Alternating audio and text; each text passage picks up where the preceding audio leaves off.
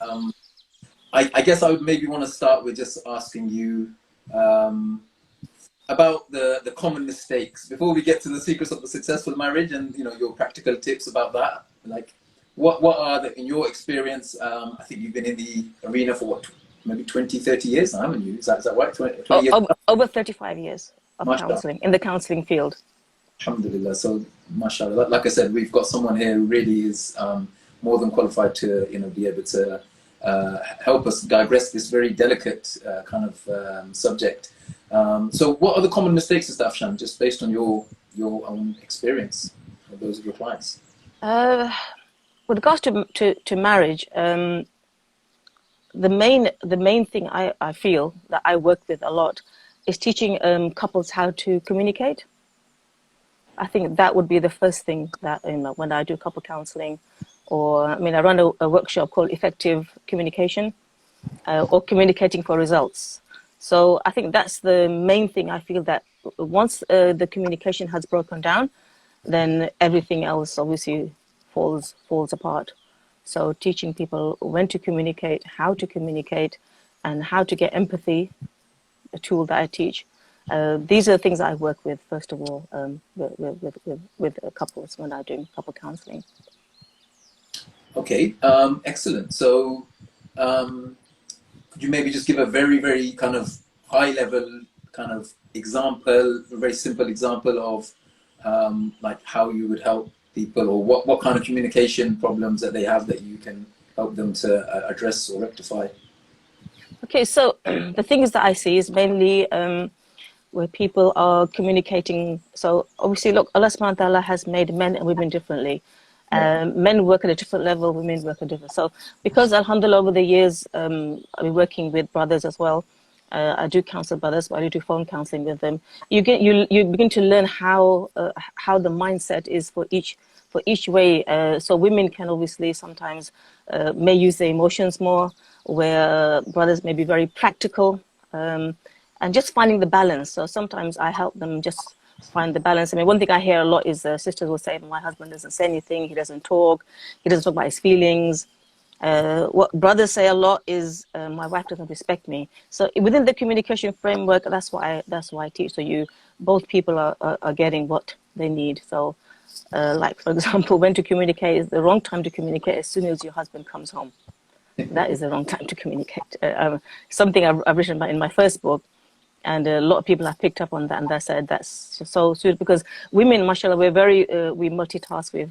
I'm not saying men aren't fast thinkers, but we have to because we have a lot of responsibilities like looking after children, the house, and sometimes we crave for that adult company as soon as your husband comes up. For brothers, and they've told me this over the years, they like to be just left alone, they have the dinner, and then they're more conducive to having conversations. So bit of sabr, I think. Yeah, absolutely.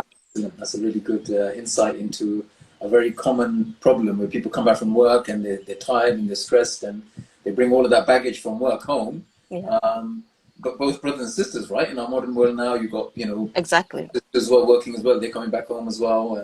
And it's just that, two different realities which collide and there's a conflict, isn't there? And I think that's a really good, mashallah. That's actually a tip that you've given there, right? Is Yes, that I have given the tip let there. the brother eat, let him have his shower, let him Yep. eat, and then inshallah, you can whatever have a deep chat, whatever. Okay. And the other thing, if the sister's working as well, she's come back from work, and just try to help her, help her get dinner ready or help her. Because her job doesn't really finish, does it? She comes home, she'll prepare dinner or whatever. So it's nice if you help. We can talk about this later, but the three C's, like I talk about quite a lot, but inshallah, we can discuss that later. Oh, three C's. Oh, absolutely. I use the three C's quite a lot if it's the same ones that I'm thinking. So I'm interested to hear that now. But before we go there, um, any other common mistakes that and patterns, trends that you've seen over the years in terms of marriages? Okay, so besides the communication, I think one of the things is that sometimes we don't realize we need to work on our marriage. We need to work on our relationship. So, people get married and they have very busy lives, and then they stop connecting with one another. It becomes like a very practical kind of living. So we're not fulfilling each other's needs, because remember, this is a halal relationship. You know, we still need to nurture that relationship. We need to have the date night still and spend time together. And then what will happen is they'll hit a curve, and then, you know, when they come to see me, it's like, oh, this happened, that happened, but they haven't even connected on any level for the last 5 years or 4 years. They've just been busy with their lives. But, you know, we as Muslims, as human beings, we need that emotional connection from one another. So there's something missing in the marriage. So really, it's about working at the marriage. It's really, really important. It's like a garden, you know, you pull out the weeds and you plant the flowers. If you don't do that, the weeds overgrow and the flowers will die. Yeah, yeah, absolutely, absolutely. Excellent. I think we've got a bit of an insight in there into some of the common mistakes that that people are making. I mean, and unless you want to mention anything else, we'll maybe just now get to the kind of the meat and potatoes, as it were. So I guess, yeah. So what are the, you know, what practical tips would you give to people? Obviously, we're limited here. This is a very kind of informal, high-level discussion, but people would have to obviously reach out to you to kind of go, you know, and kind of get specific help for them. But just, yeah, what practical tips, advice would you give for people to have, or to try to start, you know, kind of rebuilding their marriage or saving it from collapse, you know, so that it can become, you know, like we've said in the title, a successful marriage or a successful wife? It's the sisters that we're really focusing on, aiming this discussion on. So what is it that allows us to It's true, obviously, have it successful, but then it takes two to make a marriage. So I think with sisters, I would definitely say that is, you know, when you to give your marriage time. You know, sometimes a lot of sisters will say, my husband doesn't give me time, but you have to invest in that time. You have to make sure that, you know, you both of you sit and say, look, let's make some time to sit and chat. And the other thing I see quite a lot is people are on their phones all the time. So when people come to see me, the first, you know, with communication, I will say, well, you have a time where you put the phones away, you put the laptops away, because this is a common thing I hear from brothers a lot, where they say, but I'm here all the time. I come back from work, I'm with her, you know, at nighttime I'm with her. But actually, brother, you're not if you're on the phone. And same with sisters. Yeah. If you're on the phone, then I'm sorry, you're not really giving each other time. I'm talking about quality time. You put everything away and you focus on each other. And it really reminds me of the time when I was reading about the seerah of the Prophet ﷺ, is when he would talk to anybody, he would turn the whole of his body around and he would face that person out of respect, you know. And so when we're communicating, it's like you've got to give the other person that respect by, you know, looking at them, being attentive in the way you're listening to them. So sadly, this is a crisis that I'm seeing quite a lot. People are just addicted to their phones, so they're not giving each other time. Even the children are telling me this. If I'm counseling children or teenagers, and now the teenagers have the same problem. They have phone addiction. So when I'm counseling them, they're addicted to their phones. I'm not anti-phone, by the way. I'm not saying to, but you know, life is about balance, and Islam is about balance. So you've got to get the balance right. Yeah, absolutely, absolutely. It is about finding that middle path, isn't it? Which is what our Deen teaches us. And there's a lesson in what you've just said there for all of us, about trying to avoid the two extremes, right? So I think that's really a very beneficial reminder for us all. So you touched upon the three C's, so I'm kind of intrigued now. So I want to hear what these three C's are.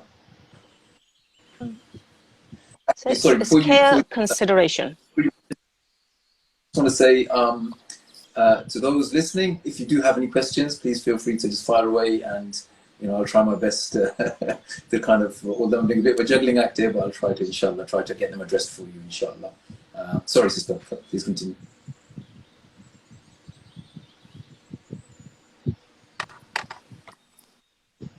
No, that's fine. That's fine. Consideration.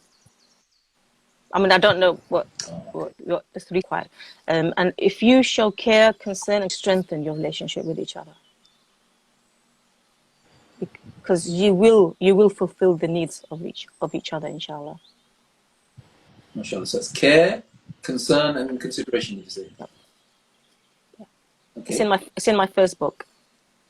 MashaAllah. Can you maybe just elaborate slightly on each one of those three? So, for example, if you come home and you see your spouse, and they're really stressed, yeah. So, you know, the care would be like asking them, you know, are you okay? And then the spouse might say, well, I had a very difficult day. Okay, then you show concern. I'm really sorry about that. And then consideration would be, look, sit down, I'll make you a cup of tea. That is validation at such a high level that the other person will think, oh, mashallah, I'm so blessed to have a spouse like that. And I guess Yeah? that works both ways, right? Both ways, both ways. And a lot of times, sisters, brothers think they need to fix the problem. Sisters don't want you to fix the problem. They want you to validate the problem. Okay, like, it's been a hard day. The kids have really driven me crazy. It's been this happened, that happened. Okay, I'm really sorry you've had a hard day. That's all they need. I've so many times I've said, I don't want you to fix the problem. Just listen to how I'm feeling. Just listen, isn't it, really? Just listen, yeah. So how does that work if the roles are reversed then? Are brothers looking to be listened to? Is that what they want? Of course. It's a sign of respect. I mean, brothers tell me all the time that what they find lacking in their marriage is respect. Mm-hmm. Women say it's lack of time and affection. And this is how Allah subhanahu wa ta'ala has made us, isn't it? How Allah has mentioned this in the Quran as well, respect, and how women, obviously the way that women are. So it's really, I think mashallah, Islam covers everything. I mean, I think if you read the seerah of the Prophet sallallahu alaihi wasallam and how he was with his wives, and sometimes I give that as homework to couples to the study the seerah, the marriage of the Prophet sallallahu alaihi wasallam, and how he was with his wives, considering he was the most busiest man that walked the face of the earth. So absolutely, and I think you touched on a beautiful example earlier about how he sallallahu alaihi wasallam would actually face the person. I was mentioning this to my daughter the other day. Actually, I think we were driving. Said that I said, Fatma, I'm actually speaking to you with my back to you right now because I'm driving and I can't turn around. But when you speak, try to face the person, and you'll get so much more attention from them, and respect and rapport. So much rapport. And you could use this at work as well. So that's a really, really interesting point. And yeah, I mean, I love the fact that you give homework for people to study the seerah, because yes. that is, mashallah. Sometimes I do give homework between when I'm counseling people, giving therapy. I always give homework. Mashallah, that's really good. Let me guess, the brothers aren't as good with the homework as what the sisters are, right? Actually, they're not too bad. Actually, they're not, because they know they're going to come back in 2 weeks' time, and then or 3 weeks' time, whatever, and then going to have to sort of sit down with me again and then say, well, did you do the homework? Especially sitting down, once a week and spending half an hour together. Most times, brothers are mashallah, they're up for it, alhamdulillah. They do it. Sometimes they don't, but I mean, I'm not giving any penalties out if they don't. But I do say, well, you're coming here and I'm offering you advice, and the only way things are going to get better if you take that advice on board and tips on board. So you're coming out the way you don't want to waste your time. And money, obviously, they're paying. Yeah, absolutely. So alhamdulillah. But I have to say, most times, things are changing with regards. I don't know how you feel, but I know things are changing when it comes to therapy. It's no longer having that stigma attached to it, where it used to that, people are thinking, we can't come for therapy. It's very simple. Mental health and physical health are entwined. We cannot separate them both. If your mental health is not good, neither is your physical health. If you've got a toothache, you've got to go to the dentist. If you've got a headache, you've got to go to the doctor. If you've got marriage problems or mental health issues, you go and see a therapist. There's no shame attached to that. The Prophet ﷺ says the body has a right over you. So whatever the body wants, needs, you have to go and see people of knowledge for that. So alhamdulillah, things are changing. Well, alhamdulillah, I'm so busy at the moment with regards to work. Because people, mashallah, a lot of Muslim people are coming on board and they're having marriage counseling. And alhamdulillah, they're walking away. Because, marriage is the bedrock of our society. If that is no good, it's a breakdown of our society, of our ummah, of our children. Because a lot of times when I counsel teenagers, most times they have issues because things aren't good at home. Yeah. That's why. So, we have to work on this. It's very important. Like I said, marriage is the foundation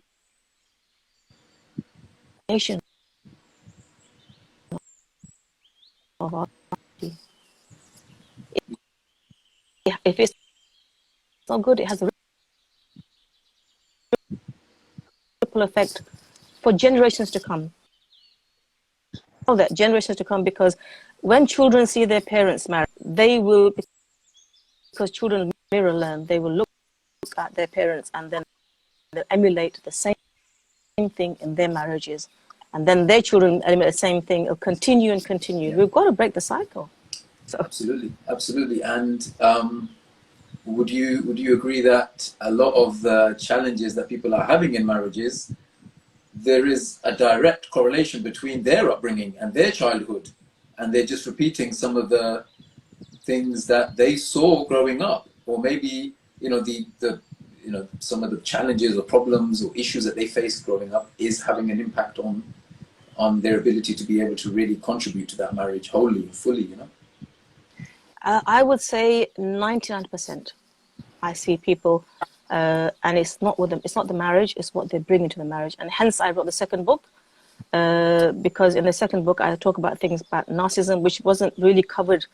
People are covering it now, but about the time I wrote the book, and when I wrote about narcissism, people, or did the YouTube video on narcissism, people just said, just Jazakallah for that. It's a light bulb moment. So yes, of course, it's what people bring into the marriage, and it's their parenting, their environment, their experiences of life as a child, and that's sometimes what I work with. I mean, my specialty is working and healing the inner child. Yeah, mashallah, mashallah, absolutely, yeah. Healing the inner child, that's really where the work lies. That is the essence of the work, isn't it? With all forms of healing modalities, it's really kind of trying to inculcate self-love as well, right? Would you say self-love is really important? People just are so tough on themselves. Yeah, but they don't know what self-care or self-love, because again, most times when I'm dealing with cases to do with low self-esteem, again, it goes down to many factors from their childhood.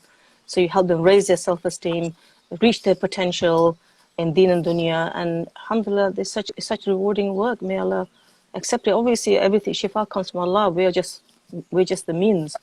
But when you see people get better, and they're mashallah doing so well in their life, or they're opening their own businesses now, or they're going back to university, it's just mashallah, you're just so humbled that you help them facilitate that in their life, because they had low self-esteem and thought they weren't good enough, and you changed that and told them, you know what, you are good enough because Allah subhanahu wa ta'ala created you good enough. Yeah, absolutely, absolutely. Absolutely. What about what's the role of imams and scholars in specifically in terms of marital issues? What's your experience or your personal kind of opinion regarding people going to imams for help on when it comes to trying to resolve these problems? Going back a few years, I wouldn't be so positive about them, but now things are changing. My own son is mashallah imam as well, and I think the younger generation are more up on these things, and now imams are being offered counseling courses and different courses that they have to attend. So people are a little bit more up. Before, a few years ago, going back 5 or 6 years, it's all about just have patience. There's no solution, just have patience. Yeah, it's good to have patience, but you still got to offer some solution to the problem, especially if there's like domestic violence involved or other things that are quite serious. You have to. Sabr is okay in certain cases, but in certain cases, when it comes to oppression, no, you have to. So I think people are a bit up on. Recently I was asked by an organization. They read my book and they're becoming alims and alimas, and they're going to take all the stuff I've written in my second book on board when they were giving fatwas. So I was so alhamdulillah, about mental health. So they were so like, we'll take this consideration. We give fatwas out for marriage couples. So I thought that was brilliant, mashallah, alhamdulillah. Absolutely, mashallah, mabruk. That's amazing, and I think we really need more people like yourself, therapists, counselors, coaches as well, to bridge that gap between the imams, between the scholars, and the masses. Because I agree with yourself that although there is now a change taking place where imams are becoming more up to date in terms of their knowledge around the psychological, some of the psychological aspects of masculine and feminine energy and things like that. But I feel like there's still a big vacuum there. There's still a big gap, and having people like yourself really, I feel, is like Would you agree that we need more Sister Afshans Oh, out there to be definitely, that definitely, conduit, definitely. to be that go-between? I'm sure there's people much better than me, but we need them out there, Alhamdulillah, inshallah. mashallah. I think, I mean, there is so much to discuss here, and one thing that just came to my mind, your Islamic transformation therapy. Can you give an example of how you would implement that when you're helping a couple? I mean, you mentioned the seerah earlier. Is that something kind of that you would say is specifically something that you've kind of devised? Okay, so the Islamic transformational core psychotherapy that I've devised is mainly over the years. I've seen a pattern in whether people come as a couple, because sometimes people come as a couple and I realize it's not to do with the marriage, and I separate them both and I will counsel them separately and then bring them back as a couple.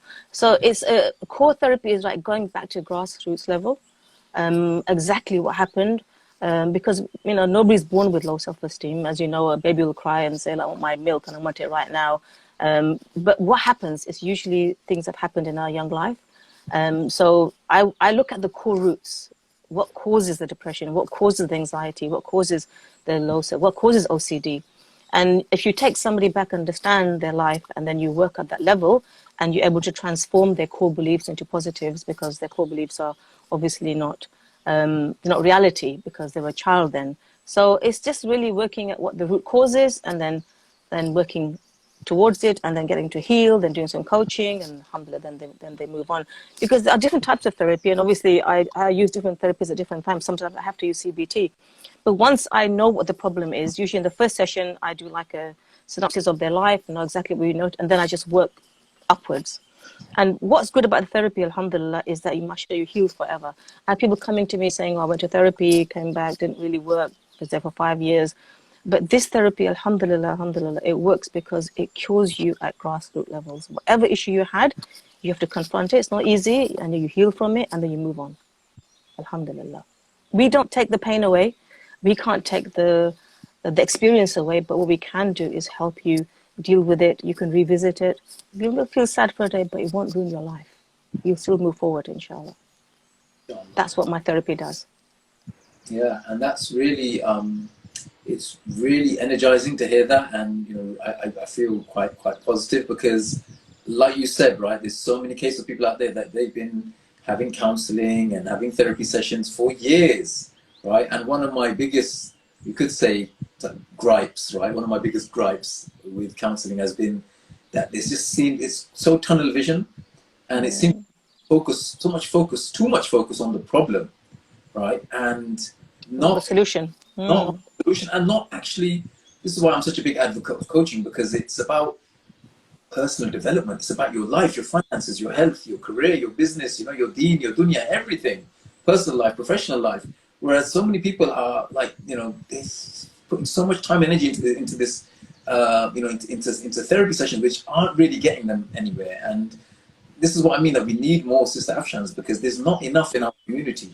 There's tons of therapists and counselors out there, but not very many who understand some of the subtleties of our deen and the culture and that we live in, the society we live in.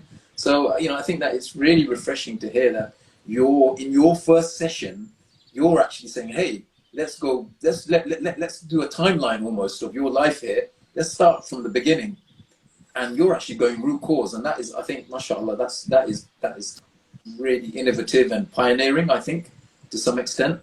From what I've heard, I've not come across too many approaches like yours. So I think, mashallah, really kudos to you in that regard. I think this has been a, mashallah, really excellent discussion. There's so many other things that are coming in my mind that, shall I ask this, shall I add that, but I just want to respect your time as well. I do have to ask one last question though, because I get so many cases where, I mean, you mentioned anxiety and depression and some of these challenges, OCD, so many mental health issues, right? And you are very, very, very, very well qualified when it comes to mental health, right? And I personally, I'm so convinced that we need spiritual healing in the form of ruqya, in conjunction with some of the psychological, strategies and tools that we're trying to help our clients with. What's your take on that? Because you've been in this game for so long, right? So like, you know, do you agree with that? Do you think that it's something even, you know, even needed? Because we know as Muslims, you know, that evil eye, you know, black magic, these things are haq, you know, and they're prevalent and they affect marriages. Like, you know, such a, you know, like it just seems like it's so common. Every other marriage has some kind of affliction. So I mean, we actually have team of Rakis in our, you know, part of our team. We actually have a guided ruqya session with the clients on Zoom, and I haven't come across a session yet where there hasn't been some kind of affliction, whether it's evil eye, whether it's black magic. And then we try to then, like I said, fuse and merge and blend some of the kind of treatment and prescription from the spiritual side with some of the more, you know, like the psychology, and using things like the 3 C's that you mentioned earlier, although the ones I use are slightly different, but it's the same idea. So what's your take on that? So yesterday I did an interview and I was asked the same question by the person who was interviewing me. So I think, as we know, this is probably nearing the end of time. It's every other person I see, there's some kind of affliction. So there's set of separation, hasad. If you didn't marry the cousin back home, then, you know, there's somebody doing something. So sadly, because it's a very serious issue, because it's a form of shirk, doing any of that. But yes, I'm seeing this quite a lot. So I think with my therapy, it's very holistic. So sometimes when people come, I realize it's to do with obviously mental health, but maybe also to do with the set of questions I ask. Or obviously when you've been in the field as long as I have, that you understand this maybe something else going on. So then you would refer them to obviously to have ruqya done as well, perhaps have hijama done, and also continue with their therapy. So they have this holistic thing going Yes. on. Obviously, sometimes I even offer health advice because alhamdulillah, I have knowledge of that as well. So, you know, because with depression, sometimes it's a lack of certain elements, certain chemicals. Or yes, I deal with things holistically. I spiritual side, you know, to sometimes people feeling unwell, and you have to explore everything. So yeah, I always recommend people to, if I feel, to get ruqya done. You know, to get ruqya done is very, very important. Very important. Yeah, absolutely. Excellent, excellent. MashaAllah. Sister Afshan, Jazakumullah khairan. Thank you so much for coming on. Barakallah feekum, inviting me. I hope that Allah accepts from us and helps anybody out there, inshallah. I mean, inshallah, definitely we'll save this so that people can benefit from the replay. Inshallah, hopefully we can maybe get you on again in future, Inshallah. health permitting, inshallah. Sister Afshan, any final recommendations, words of advice, any nasiha for us? And also, please let us know how we can contact you if you want to reach out to you. I really strongly recommend. You know, I've looked into Sister Afshan's work. She's, mashallah, a real shining light in our community, and I really recommend people that you reach out to, especially if you're going through any mental health or marital issues. You know, the two go hand in hand, right? You know, I have a case yet where someone is struggling in their marriage and it's not affecting them mentally. So, mashallah, I think Sister, you know, Afshan is definitely the go-to person, one of the shining lights in our community. Any closing words, Sister Afshan? Also, how can people contact you, inshallah? To contact me, you can go through my website, which is Sukoon, spelled with a SUKOON.org.uk. The words of advice I would give to everybody out there is we need to be more conscious in our lives. So we don't even realize what we're going through until something happens. So we need to, I call conscious and unconscious living. We're really living unconsciously. We need to reconnect with ourselves, reconnect with our spouses, reconnect with our children. And even in the Quran, it's mentioned many times, do they not reflect? We need to sit down and spend 5-10 minutes reflecting on perhaps our relationship, our day, and reconnecting with ourselves. And I think then we will understand what's happening within our marriages, with our children. We live very robotic lives. So I would say one thing I would definitely advise people is to reconnect with themselves and their family, spend time, you know, have honest, sincere intention. With Islam, everything is about intention. So, you know, and du'as. Dua is a weapon of the believer. Make dua all the time, whenever you can. You know, people ask me, my child's not praying, what should I do? My teenager's doing this, because obviously at the moment, teenage counseling is something, you know, I'm doing a lot. Is what can we do? You know what? Only Allah can change the situation, but we have to change ourselves. We have to provide that environment where children are happy at home, they're comfortable at home, they're not always seeing conflict and always coming back to, you know, seeing parents arguing. So, you know, provide that kind of environment for them. And yeah, live consciously and connect with Allah subhanahu wa ta'ala. That's the best advice I can give. MashaAllah. Absolutely. Live consciously and connect with Allah subhanahu wa ta'ala. I think that's a beautiful way to, inshallah, end the discussion. Thank you once again. Jazakumullah khair. Has any questions, inshallah, please feel free to message myself or Sister Afshan, inshallah, on Instagram, and be more than happy to respond, inshallah. Thank you once again, Sister. May Allah bless you. No problem. Thank you. Okay. Assalamu alaikum wa rahmatullah.